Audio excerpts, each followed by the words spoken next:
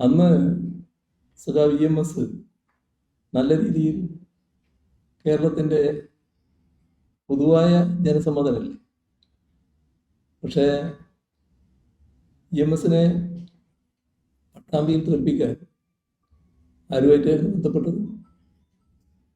അതിനുവേണ്ടിയല്ലേ അവിടുത്തെ കോൺഗ്രസ് ബന്ധപ്പെട്ടതിൻ്റെ ഭാഗമായി ജനസംഘത്തിൻ്റെ സ്ഥാനാർത്ഥിയെ പിൻവലിക്കുക മാത്രമാണ്. EMSനെതിരെ പ്രചരണം നടത്താൻ വേണ്ടി ആ കാലത്ത് ജനസംഘത്തിൻ്റെ അഖിലേന്ത്യാ നേതാവായ ദീനദയാൽ ഉപാധ്യായ വന്നില്ലേ?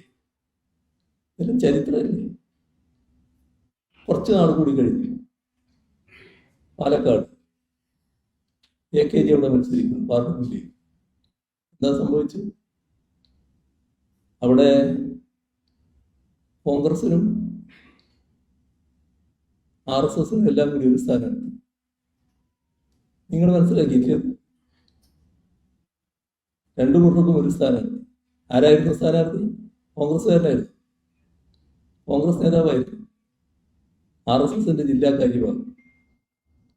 ഇങ്ങനെ നാണം കെട്ട ഒരുപാട് കാര്യങ്ങൾ ചെയ്തവര് ഇതെല്ലാം ചെയ്ത് നമ്മുടെ നാടിന് മുന്നിൽ കാണിച്ചവർ ആ കാലത്തും പിന്നീടും ഇക്കാലത്തും നാളെയും വർഗീയതയ്ക്കെതിരെ ഉറച്ച നിലപാടെടുക്കുന്ന ഞങ്ങൾക്കും ഇടതുപക്ഷത്തിനും LDFനുമെതിരെ പ്രചരണം നടത്തിയാൽ ചെലവാകുന്ന കാര്യമാണ്.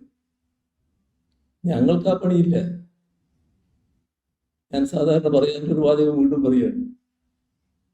ചില്ലറ വോട്ടിനും 4 സീറ്റിനും വേണ്ടി രാഷ്ട്രീയ ചെറ്റത്തരം കാണിക്കുന്ന പതിവ് ഞങ്ങൾക്കില്ല. അതിലപ്പുറം ചെയ്യുന്ന